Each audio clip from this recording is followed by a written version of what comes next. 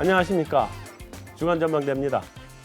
금융시장의 다양한 이슈를 리포트보다 핫하게, 뉴스보다 쿨하게 짚어보겠습니다.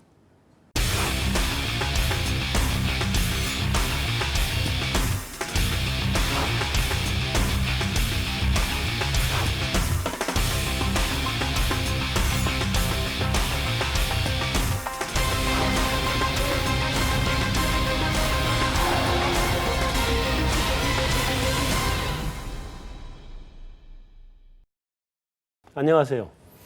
안녕하세요. 오늘 제 양쪽 옆으로 두 분이 부동산 전문가 두 분이 딱 포진을 하고 계시고, 오늘 이분들을 왜 모셨는지 뻔히 잘 아실 것 같긴 한데, 우리 금리가 이제 1.25%까지 기준금리가 떨어졌어요. 저는 사실은 2.5일 때부터 지금까지 한 번도 금리 인하를 하면 안 된다는 생각을 버린 적이 없는데 현실적으로 떨어지더라고요. 그래서 부동산 가격이 이제 금리가 인하되다 보니까 자꾸 꿈틀꿈틀거리게 되고, 사실은 시중에 돈이 너무 넘쳐나서 어디 갈 데를 모르는 돈들인데, 이게 주식시장으로 가자니 주식시장도 무슨 뭐 브렉시트니 뭐니 해서 무섭고, 뭐 채권 시장은 그렇게 큰 돈이 되는 시장이 아니고, 은행에 맡겨놓자니 이자도 안 나오고, 은행에서 차라리 돈을 빌려서 부동산 시장으로 가자 해서 지금 다 부동산 시장으로 몰려가고 있는 것 같습니다. 그래서 오늘 주간 전망대는 오래간만에 우리 부동산 시장 한번 점검을 해보고, 하반기는 어떻게 갈 건지, 또 뭐 지역별로, 또 부동산 상품별로 이런 것들 어떻게 될 건지 한번 종합 점검해보는 자리 만들었습니다. 자, 이제 7월에 이제 하반기가 됐어요. 네. 상반기 부동산 시장 한번 짚어줘 보세요. 예, 상반기 부동산 시장은 일단 네. 그 지표상으로 봤을 때는 아파트 매매 가격 지수가 네. 작년에 연간으로 전국 지표가 6%가량 상승을 했는데 네. 올해 들어서는 상승률이 상당히 둔화되면서 지금 이제 0%대 상승률입니다. 아직 1%를 넘어서지 못하고 있고요. 네. 그러면서 그 지표가 정체돼 있는 가운데 지역 간에서는 굉장히 차별화되는 양상을 보이고 있습니다. 네. 전국 지표보다 수도권에 보면 수도권이 좀 더 상승률이 높고요. 네. 수도권보다 서울이 높고 서울 안에서도 재건축이 높습니다. 그런 반면에 지금 몇 년 동안 호황을 보였던 대구 같은 지역에서는 작년 연말에 마이너스로 이미 전환된 이후에 또 부산 대구는 계속해서 꺾였죠? 예, 또 부산은 아직 안 꺾였습니다. 아, 부산 아직 안 꺾였어요? 네, 대구는 마이너스를 계속 보이고 있고요. 충남, 충북, 경북 이런 지역들이 지금 소폭의 마이너스를 보이기 시작하면서 그렇죠. 가격을 비교해 보면 신규 분양가가 뭐 아직도 700만 원대가 있는 반면에 네. 뭐 강남은 4, 5천 바라보는 이런 지역들이 속출하는 그런 양극화 양상을 보이고 있습니다. 강남 어느 지역인가 그 5천 이상 하려고 그랬다가 정부가 한마디 하는 바람에 4천대로 낮춘 데가 무슨 재건축 단지가 하나 있죠. 네, 그 사이트가 굉장히 주목을 받고 있는데요. 네.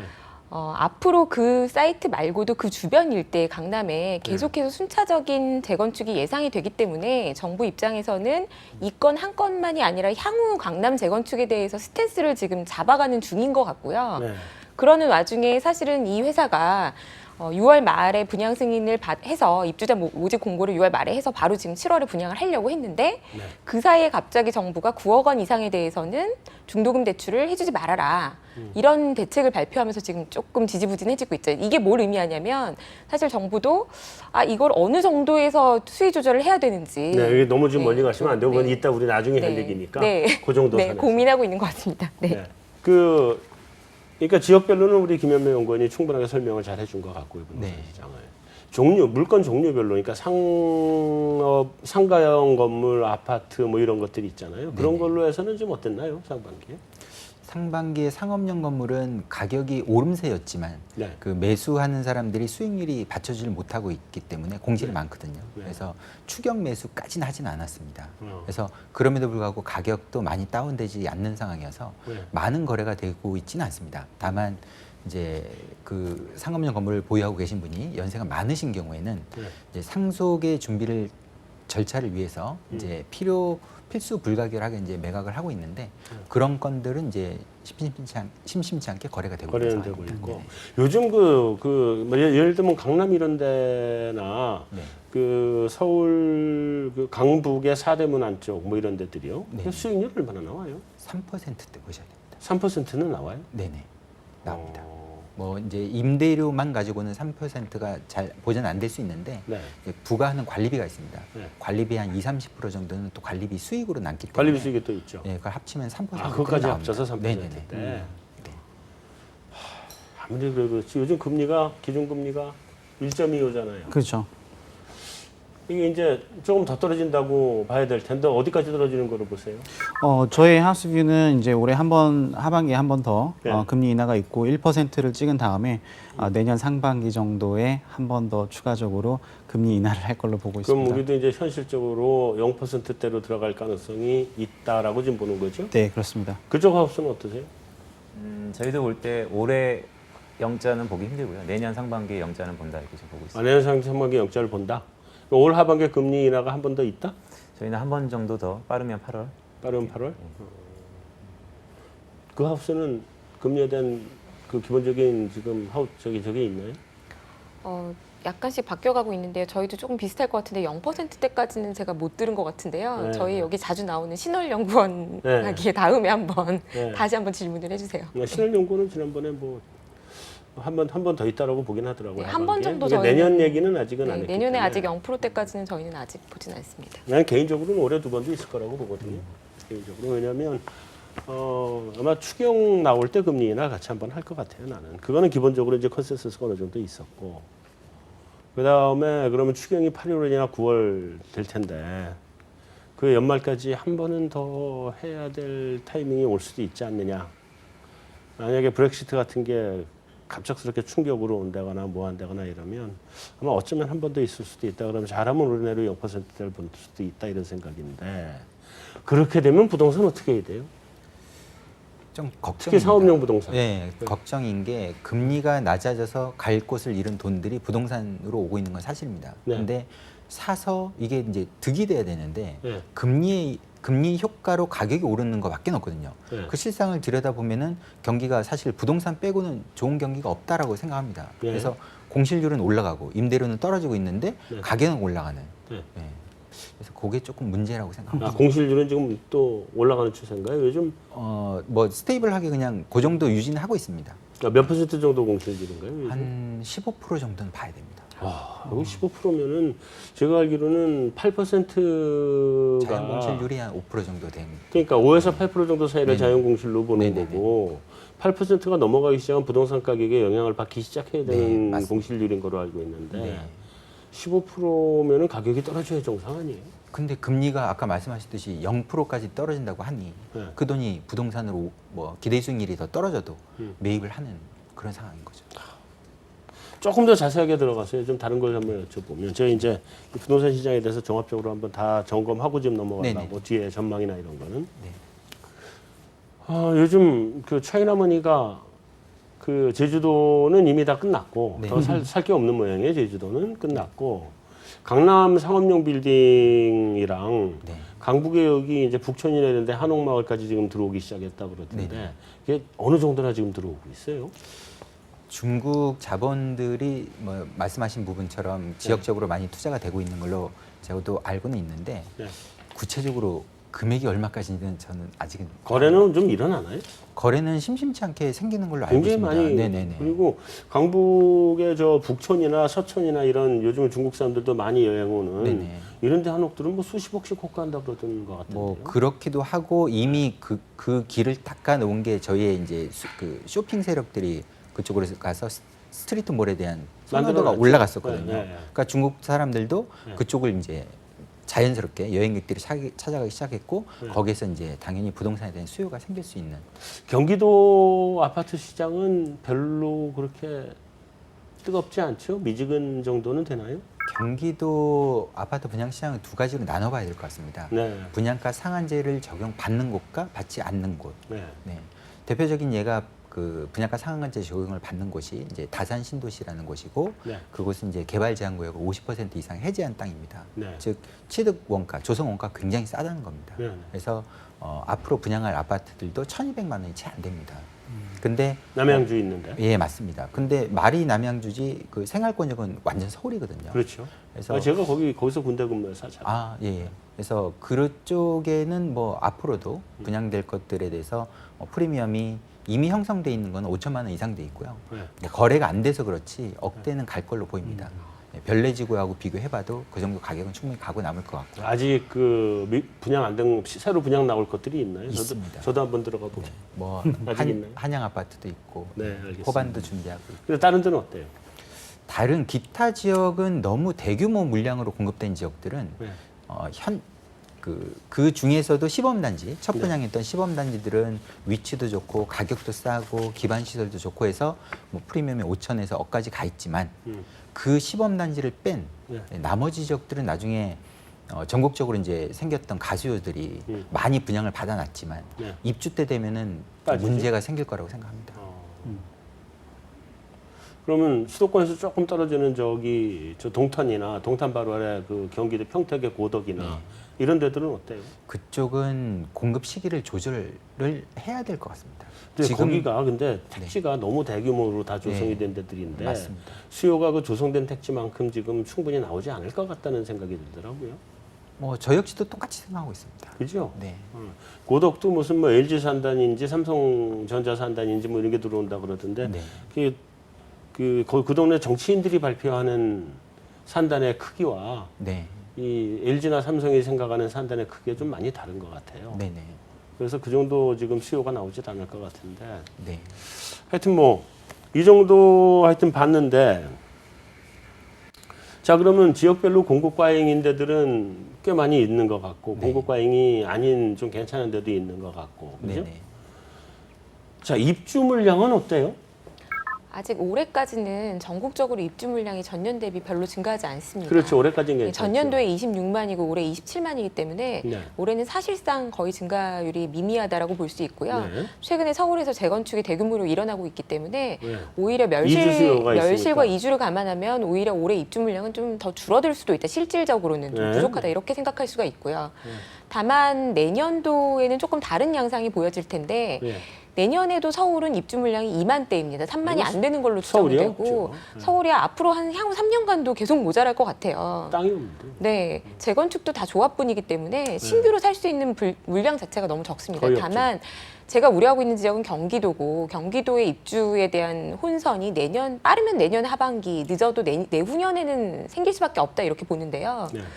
전년도에 경기도만 분양한 게 20만입니다. 아파트 신규 분양만 20만을 넘어섰는데 네. 2000년대에 10만만 넘어가도 항상 미분양이 생겼던 지역이고요. 네.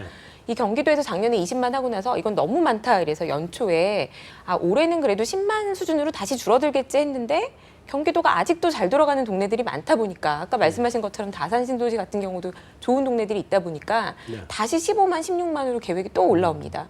이렇게 되면은 입주가 언제 올라오냐면요.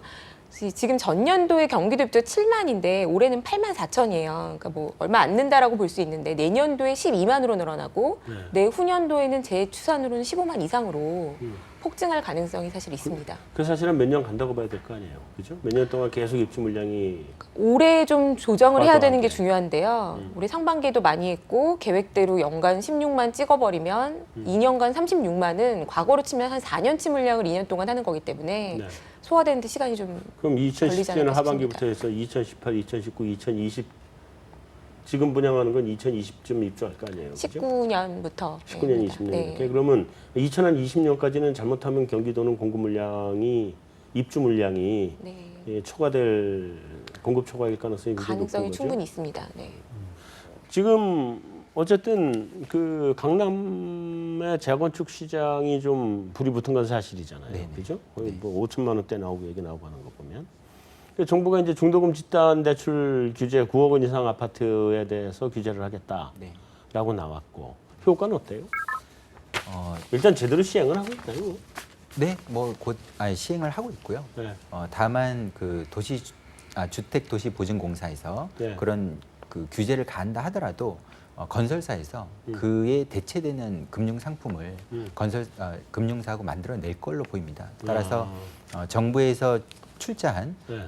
기관에서 중도금에 대한 그 보증을 하지는 않지만 일반 은행에서 다른 상품을 출시한다면 소비자에게 그거에 대한 금리 위험 리스크는 약간이라도 증가할 테니까요. 네. 그 부분에 대해서 그 분양 가격의 상승 여지는 다소 있지만 큰 무슨 뭐 분양 시장에 영향을 미칠 만한 영향은 아닐 거라고 생각하고 있습니다. 다만 이제 그 비강남 지역의 경우에 네. 이제 아파트 공급을 하는데 거기에 실수요가 아닌 이제 가수요가 붙게 되면 네.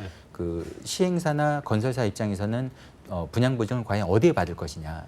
그럼에도 불구하고 주택도시보증공사가 좀 더 유리하니까 그쪽을 선택하게 되면은 이제 투기적 수요를 못 받게 되죠. 제한에 걸려 있으니까. 근데 반대로 그게 아니라 이제 그 일반 시중 은행에서 네. 보증을 받아서 대출 금융 상품을 제한을 한다면 네. 가수요까지 받을 수 있으니까 네. 그때 이제 선택의 기로에 놓을 것 같아요. 근데 그 가수요하고 진성수요하고 네. 그거의 차이를 어떻게 구분을 해요? 어떻게 보면은 1가구 1주택이냐 또 실제 입주를 할 것이냐 음. 그리고 자기 돈과 남의 돈의 비율이 어떻게 네. 나뉘느냐인데요.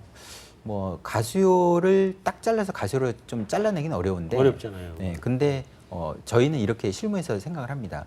계약금 10%를 가지고 아파트 분양을 받고 네. 그리고 나머지 중도금 60%를 이자 후불제로 네. 그 대출을 받은 다음에 입주 시점에 가서 잔금을 내야 되는데 네. 잔금 낼 돈이 없다는 거죠. 네. 근데 그때 2년 뒤, 3년 뒤에 입주할 때 전세 가격이 네. 그 애초에 분양했던 아파트의 분양 가격이 거의 90%대 육박을 해버리거든요. 네. 그러니까 자기 돈은 이미 10% 들어가 있지 않습니까? 네. 그러니까 손 안 대고 코 풀 수 있는 상황이 되니까 그때는 그 사람은 이제 가수요로 봐야 되는 거죠. 정부가 이런 대책을 내놓을 때 통계적으로는 개별 사람을 심사하는 건 어렵지만 네. 일단 분양권 전매가 거래량에서 차지하는 비중이 얼마나 올라가고 있느냐가 말씀하신 부분에 좀 확인할 수 있는 지표로 네. 확인이 되는 게 실제 1,000만 원, 2천만 원밖에 없는 사람들이 계약금 낼 정도로만 청약을 해놓고 계약해놓고 분양권 전매가 실제 많이 일어나고 있는 거고 전년도 거래량이 30%였거든요. 네. 근데 올해 주택 거래량이 30% 감소했는데도 지금 분양권 전매는 오히려 지금 줄지 않고 있기 때문에 그런 부분에 대해서는 집단 대출이 없으면 분양권 전매는 조금 어려워지지 않을까. 그걸 정부가 원하는 게 아닐까 이런 생각을 좀. 그런데 그럼 분양권 전매를 정부가 지금 거의 전면적으로 허용하는 거잖아요. 네, 그거 규제 안 해요? 이미 법적으로 다 풀려 있는 상태고요. 문제는 불법 전매죠. 사실은 1년 이내에 분양권을 팔게 되면 50%의 양도세를 내야 되기 때문에 네. 아무리 프리미엄이 붙어도 사실상 거래세 온갖 걸 제외하고 나면 수익이 그렇게 높지가 않습니다. 네. 그런데 지금 이렇게 호황으로 분양권 전매가 돌아가고 있는 것은 다운 계약서라고 하죠. 좀 네. 계약서를 좀 위조하는 방법들과 좀 악행들이 좀 이뤄지고 있기 때문에 그 부분에 대해서는 정부가 단속을 하겠다. 그리고 그것만 해도 상당 부분의 가수요는 좀 제거가 될 수 있지 않을까 이렇게 좀 되긴 될 것 같아요. 사실 좀 쉽지는 않은. 쉽지 않죠. 정부가 규제한다 해도 다 뒤에서 어떻게 할 텐데. 그러게 만약에 네. 저라면은 그런 규제가 들어온다면 그냥 어차피 계약금 10%는 지급을 했으니까요. 전세 줄 겁니다. 그렇게 돼서 끌고 가버리면 나중에 1가구 다주택자라도 중과세를 안 하니까 일반 세율을 부과받게 되면 그렇죠. 확 떨어지기 때문에 그러면 거래 시장이 그냥 묶여버릴 수도 있죠. 중도금 뭐 이런 거니까. 근데 그 9억 지금 집단 대출 규제는 9억 네. 기준이죠. 그러니까 네. 다른 웬만한 데는 안 걸리고 강남만 걸리는 거죠. 네. 9억 이상 갈 수 있는 데는. 네. 지금 중도금에 대해서도 무슨 뭐 다른 형태의 대출 규제 이런 것들이 들어오나요? LTV 디테일은 어떻게 돼요? 지금 작년에 여신심사 가이드라인을 금융위에서 제시를 한 거고요. 네. 이제 소득에 대해서도 좀 봐라. 그래서 네. 수도권이 2월부터 적용이 됐고 그리고 5월부터 지방이 처음 적용이 됐습니다. 네. 그래서 사실 이미 지방에서는 은행들이 알아서 이 가이드라인은 말 그대로 가이드라인이기 때문에 네. 얼마까지 해줘라라고 강제하는 건 아니지만 이미 네. 은행들은 어느 정도 지금 집단 대출에 대해서 중도금 대출에 대해서 지방에서는 조금 조심하고 있는 것 같아요. 네. 그래서 그 영향이 지금 광역시 집값 하락에도 좀 영향을 미치고 있는 게 아닐까. 사실 뭐 은행들이 자기 살 길이니까 자기들이 알아서 그건 좀 네. 하고 있었겠죠. 네. LTV DTI는 연장한다는 거죠. 그렇게 될 것 같고요. 네. 은행들이 지금 보면은 스프레드를 올리고 있어요. 예대금리 차가 조금씩 올라가고 있거든요. 네. 그거는 이제 그 은행 입장에서 보더라도 지금 부동산 시장이 조금 불안해 보이는 게 맞는 것 같습니다. 네. 작년에 주택담보대출이 그 안심전환대출까지 포함하면은 10%가 넘어가는 수준의 그 성장을 했고요. 네. 올해도 줄어들 거라고 생각했는데 연초부터 지금 10% 가까이 네. 지금 성장을 하고 있기 때문에 은행들은 지금 리스크 매니지먼트가 들어가야 돼요. 그래서 예대차 금리도 올리고 있고 그다음에 주택담보대출 자체의 전체적인 크기를 이제 줄일 때가 됐다라고 생각하는 것 같아요. 예, 그래서 LTV, DTI랑 상관없이 지금도 LTV가 은행들이 나가는 게 50이 안 되는 게 되게 많거든요. 네. 예, DTI도 뭐 60까지 갈 필요도 없는 상태인 것 같아요. 굉장히 많이 줄이고 있는 것 같아요. 예. 근데 저는 좀 생각이 좀 다를 수도 있는데요. 말씀하신 대로 대출에 대한 익스포저를 좀 관리하는 거는 당연히 필요한데 저한테 전화가 많이 와요. 대출 있으면 알선 좀 해달라, 소개해달라. 그 은행 차원에서는 이제 그런 단속을 하는데 지점에서는 목표를 할당을 받거든요. 그럼 그걸 또 여전히. 채워야 지점의 실적이 잡히기 때문에 그러겠죠. 사실상 아래 그 현실은 전혀 그걸 체감하지 못하고 있는 것 같아요. 뭐 지점이야 대출을 많이 하는 게 최우선이니까. 사실은 여러분들 혹시 그거 아세요? 은행의 가장 최우수 고객이 예금이 많은 고객이 아닌 거 아세요? 맞습니다. 대출 많은 사람이 우수 고객이에요. 대출은 많고 네. 이자를 한 번도 안 밀리고 또박또박 내주는 사람이 최우수 고객이에요. 맞습니다. 어쨌든 간에 자 이제 우리 뭐 부동산 시장 전망으로 넘어가야 될 때가 된 것 같아요. 네. 첫째, 그 지금 사실은 부동산 시장은 보면 글로벌리 버블 아니에요? 우리만 그런 거 아니잖아요, 그죠? 국가마다 조금은 차이가 있고요. 우리가 흔히 부동산 가격의 버블을 산정할 때 그 가격 대비해서도 뭐 PI라든지 여러 가지 지표를 갖다 대는데요. 어떻게 보면 저금리가 먼저 제가 잠깐만 좀 수정을 하면 지금 뜨거운 상태 아니에요? 버블이라고 얘기는 못할 것 같고. 그렇죠. 이제 네. 말씀하신 것처럼 뭐 보면 뜨거운 지역이 분명히 있죠. 그리고 네. 대부분 보면 전반적으로 뭐 뜨겁다고 할 수 있겠고요. 네. 근데 좀씩 꺾이는 지역이 있습니다. 국가가 있습니다. 미국은 뜨거운 상태고. 미국은 좀 뜨거운 상태고 오히려 미국 외 다른 선진국들은 약간씩 하락세를 좀 보이려는 올라갔다 하락을 하는 거예요? 기미가 좀 보이고요. 아, 유럽들은 어떤가요? 유럽은 원래 경제 자체가 양극화인 것처럼 주택 가격도 양극화인데요. 네. 아무래도 선진 유로는 아무래도 좀 괜찮은데 네. 최근 브렉시트 때문에 여러 가지 지금 자금이 이동하면서 약간씩 심리 지표라든지 그런 것들이 꺾이고 있는 중입니다. 향후 한 2, 3개월 안에 뭐 어느 정도 발표가 될 것 같고요. 네. 그런 쪽으로 보면 유럽은 여전히 뭐 양극화가 계속한다. 네. 이렇게 좀 볼 수 있겠죠. 그러면 우리나라만 지금 부동산 시장이 뜨거운 게 아니고 글로벌리 지금 다 저금리 때문에 뜨거운 상태인데 그러다 보니까 우리도 돈이 오갈 줄 모르고 지금 부동산 시장으로 가고 있는 것 같은데 우선 첫째, 이 열기가 어느 정도까지 갈 것 같아요? 다른 대체 투자처가 나타나지 않는 이상은 네. 뭐 돈을 투자할 데가 없지 않습니까? 네.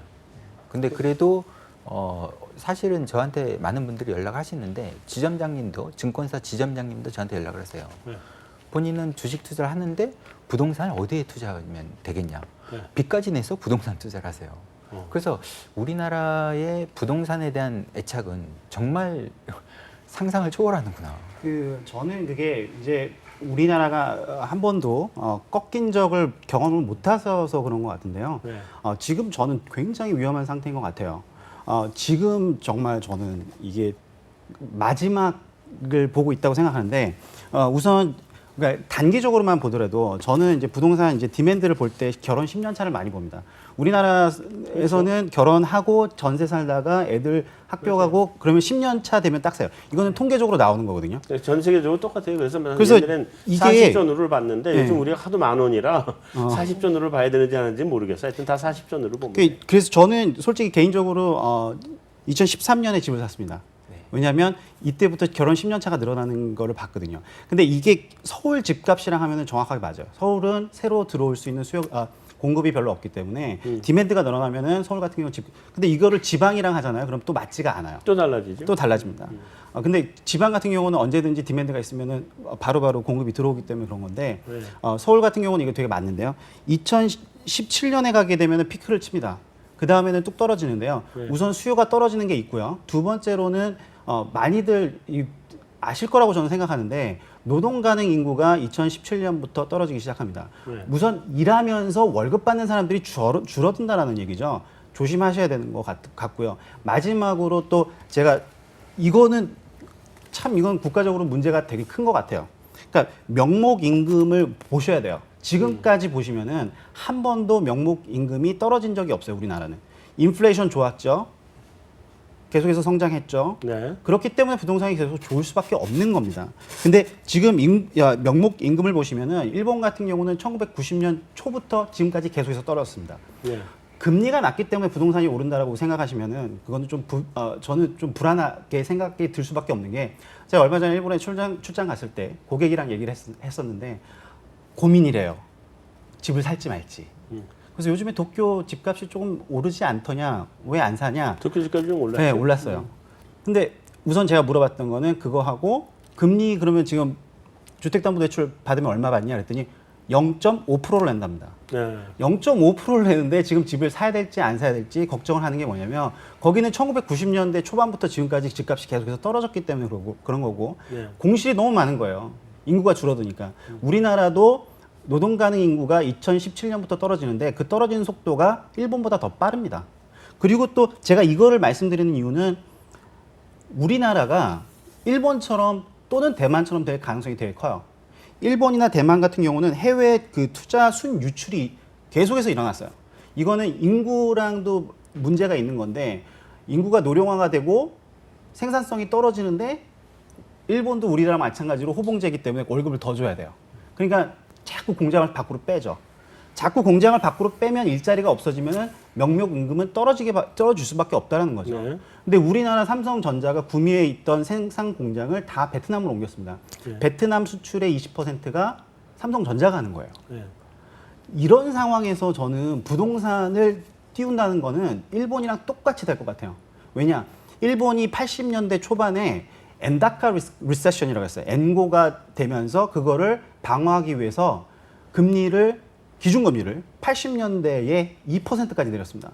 그러면서 버블이 생겼던 거고 노동 가능 인구가 그때 버블이 터지고 노동 가능 인구가 떨어지는 게 같이 오면서 그래서 우리나라도 지금 저는 부동산 버블을 이 중요한 시기에 만든다라는 거는 정말 저는 되게 불안하게 생각하고 있어요. 일단 이제 버블인지 아닌지에 대해서 우리가 확실하지는 않으니까 현재 뜨거운 상태다라는 정도까지만 얘기하시고 나는 네, 하여튼 잘 알겠습니다. 김도원 연구원은 뭐 어떻게 보탤 말 없어요?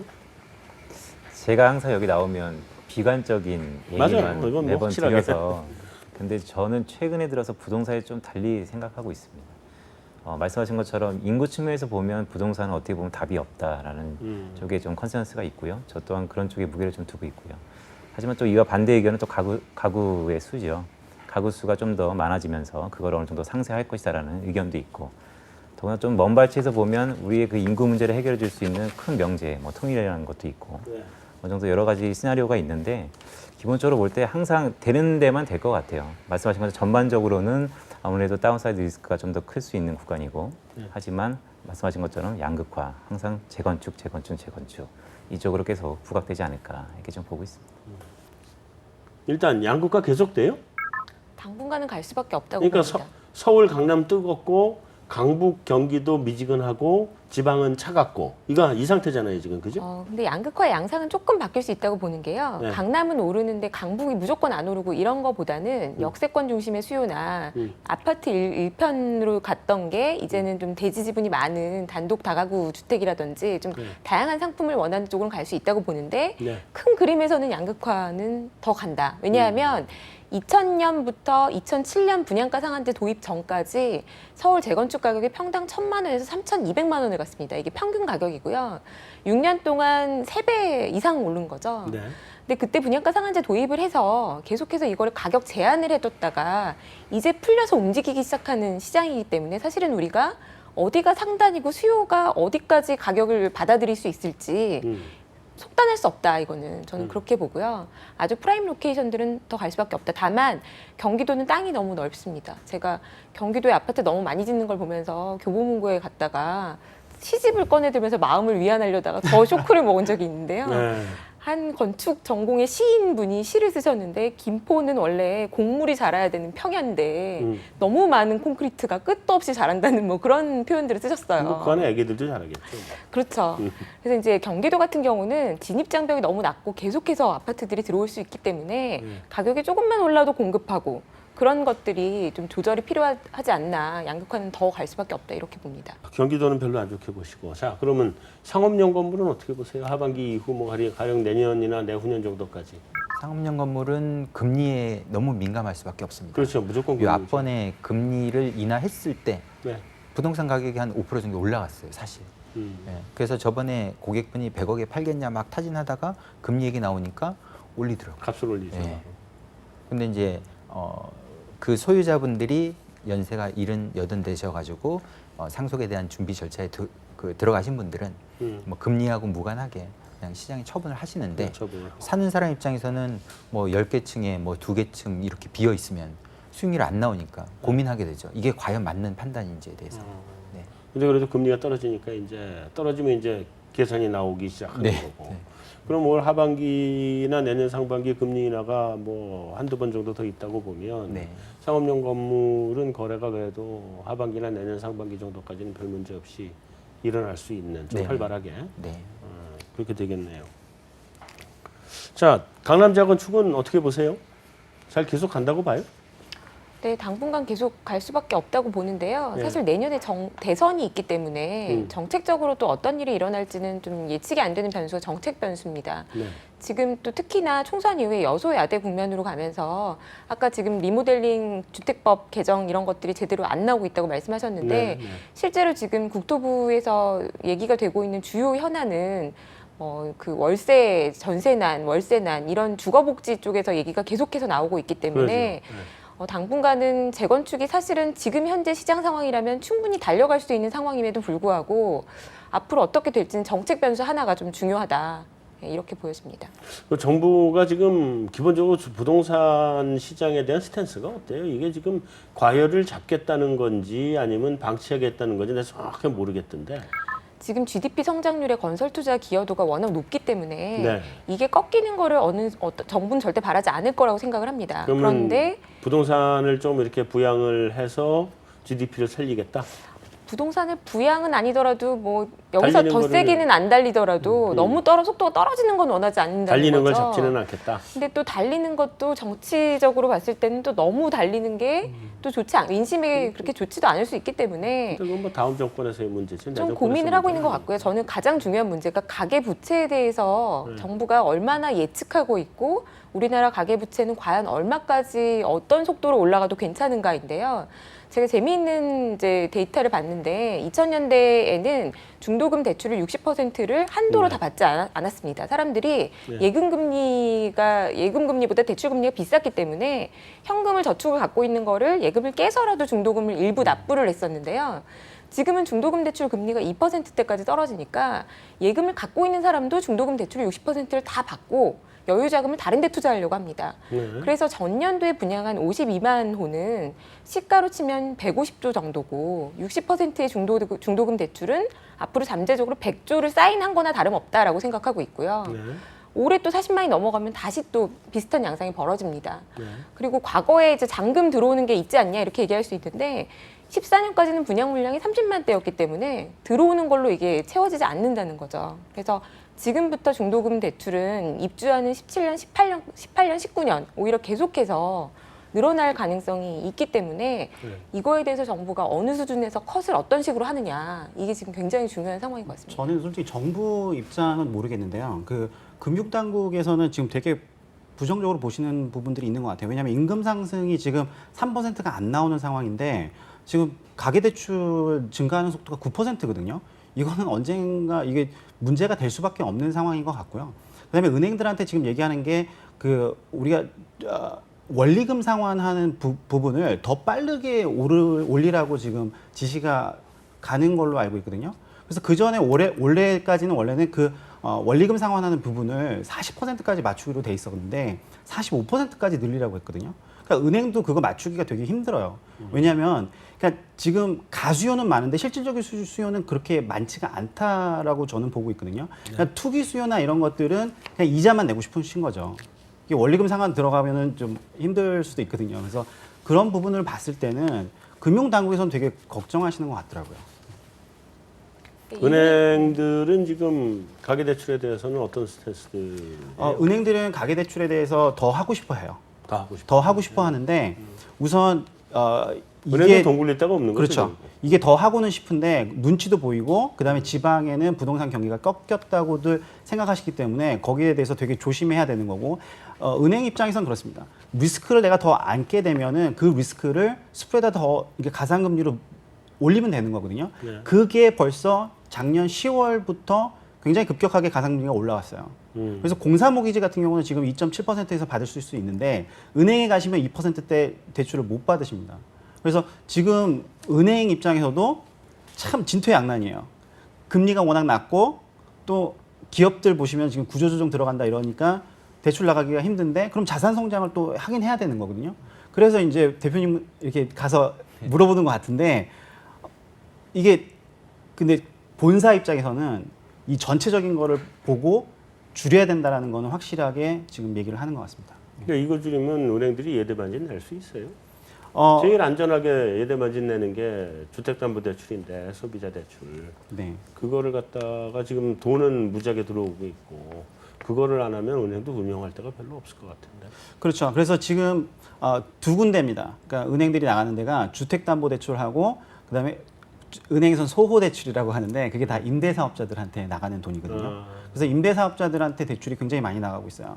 근데 이게 원래는 그 기업 대출이 솔직히 많이 더 좋긴 합니다. 근데 기업 대출은 항상 이제 대손이 생기는 거고 주택담보대출은 대손이 안 생기니까 나쁘지가 않은 거예요. 마진이 낮더라도. 예.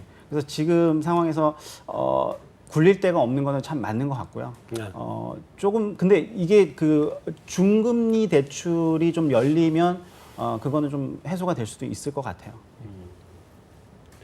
전세난은 우리 김현매 연구원의 분석에 의하면 내년 상반기까지는 지속이 된다고 봐야 되겠네요. 특히나 수도권은. 네, 서울 수도권은 그렇다고 봅니다. 네. 내년 상반기까지. 네. 하반기는 조금 완화될 가능성이 있고. 내년 하반기부터는 조금씩은 완화될 가능성이 있다고 봅니다. 근데 그것도 서울 자체에서는 쉽지 않은 거고. 그러니까 서울에서 경기도로 탈출을 해야 전세난 문제를 해결하는 거죠. 근데 서울도 국지적으로는 입주 물량이 조금 몰리는 것들이 내년부터는 조금씩은 나올 거라고 보거든요. 그래서 그래요? 지역별로는 약간씩은 좀 지금처럼 전세가 급등하지는 않지 않을까. 내년에는. 네, 그렇게 보고 근데 있습니다. 재건축이 좀 활성화되면 또 다시 전세난 또 되는 거 아니에요? 근데 사실 재건축이 활성화되면 전세난이 되는 것도 맞지만요. 네. 그게 꼭 계속 그렇게 되는 건 아닌 게 실제 그 주인이 거주하는 것보다는 조금 그 자본이 좀 적은 분들이 거주하시는 분들이 많아서 네. 대체로 그분들이 다른 아파트의 동네 같은 동네에서 전세로 이사를 가기는 사실 좀 어렵습니다. 그래서 이제 그분들 때문에 그 동네 아파트 가격이 더 오른다 이런 거는 그것도 역시 강남에 국한된 얘기가 아닌가 네, 이렇게 생각이 됩니다. 그러면 경기도는 입주 물량이 집중되는 게 2018년도라 그러셨죠? 그러면 네. 그때부터는 전세 가격이 좀 하락으로 갈 수 있는 건가요? 네, 제가 올해 이제 금리가 내려가도 전세가 내려갈 수 있구나라고 확인을 한 게 대구의 지표인데요. 매매 가격 하락과 동시에 전세 가격 하락이 나타나고 있습니다. 그거는 일시적으로 공급이 쏠리면 당연히 전세도 공급이 더 많아진다 이렇게 볼 수 있는 것 같습니다. 뭐 실예로 아파트를 분양받은 가수요자가 네. 뭐 잔금 대출을 낼 수 없다면, 잔금을 낼 수 없다면 전세를 줘야 되고 그 물량이 쏟아질 수밖에 없거든요. 그러면 전세 가격에 조정이 안 올 수가 없죠. 자, 어쨌든 우리 하반기에 부동산 시장에서 이제 좀 지켜봐야 될 이슈로 글로벌리 우리나라 부동산 시장에 영향을 미칠 만한 변수가 어떤 게 있어요? 일단 구조조정이 있겠죠. 지금 경남권하고 이런 데는 네. 지금 특히 울산 지역은 네. 지금 조선업 구조조정과 함께 완전히 경색되고 있거든요. 네. 그러니까 물론 대한민국은 수도권이고 그 안에서 서울입니다. 서울 집값에 따라서 다 연동이 되는 거지만 이 구조조정이 경남에서 끝나는 게 아니고 순차적으로 이제 산업으로 옮겨지기 때문에 네. 그게 좀 부담스러운 부분이 있다라고 할 수 있겠고요. 네.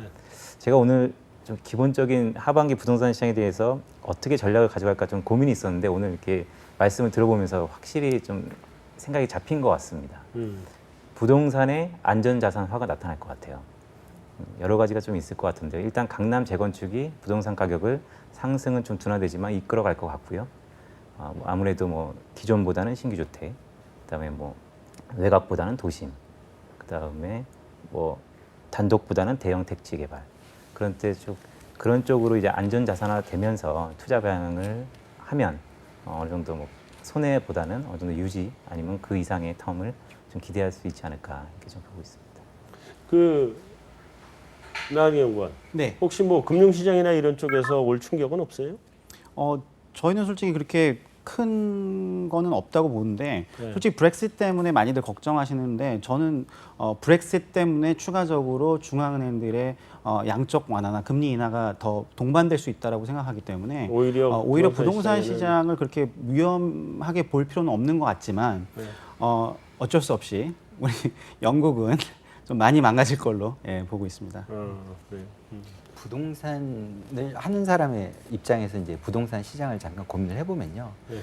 이 신규 가장 분양 큰 충격이 될 수 있는 게 예, 뭐겠어요? 신규 분양 아파트의 프리미엄이 어디가 끝이냐는 겁니다.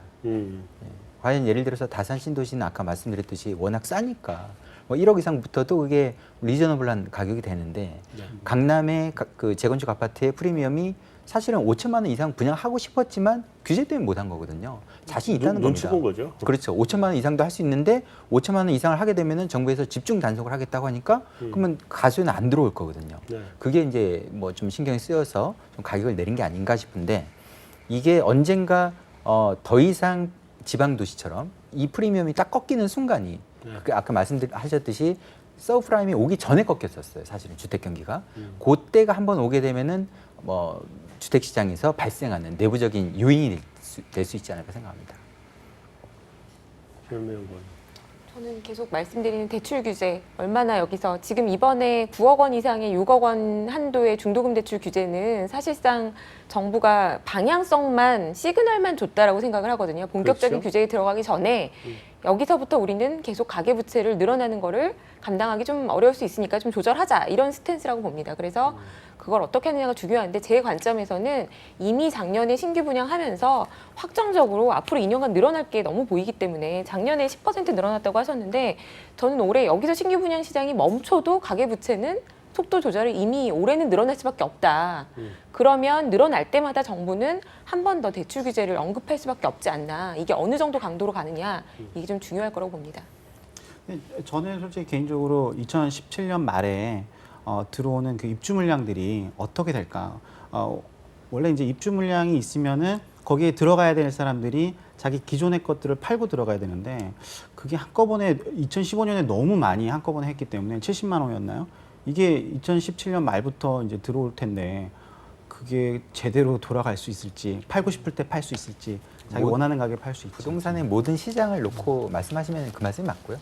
근데 양극화가 심화될 것처럼 이제 양극화가 다 심화될 걸로 저희도 예상을 하니까 지역별로는 좀 달라요. 극명하게 달라질 겁니다. 서울 같은 경우는 저도 그러니까 프라임 로케이션은 더 올라도 된다고 네, 봐요. 네. 5천만 원이 아니라 솔직히 평당 1억 해도 아유, 왜 이러세요? 저는, 왜 이러세요? 예. 너무 그렇게 괜찮을 수 있는데 우리 같은 사람 속상한 얘기하지 마시고. 예. 그러니까 거기는 진짜 1%가 사는 곳이기 때문에 괜찮은데 경기도 쪽이 저는 참 나 지금 경기도에 전세 살고 그래요? 있거든요. 죄송합니다. 더 이상 속상하게 얘기하지 마시고 이제 오늘 이 정도로 우리 부동산 시장은 마무리하고요. 우리가 이제 한번 부동산 시장 어떻게 원래 휴가철이 좀 제일 슬로우한 시즌이잖아요. 그죠? 휴가철 지나고 한 9월 정도 가서 부동산 시장 어떻게 움직이는지 좀 보고 4, 4분기 가서 다시 한번 이런 자리를 만들도록 하겠습니다. 자, 집중 토크는 여기서 마무리하도록 하겠습니다.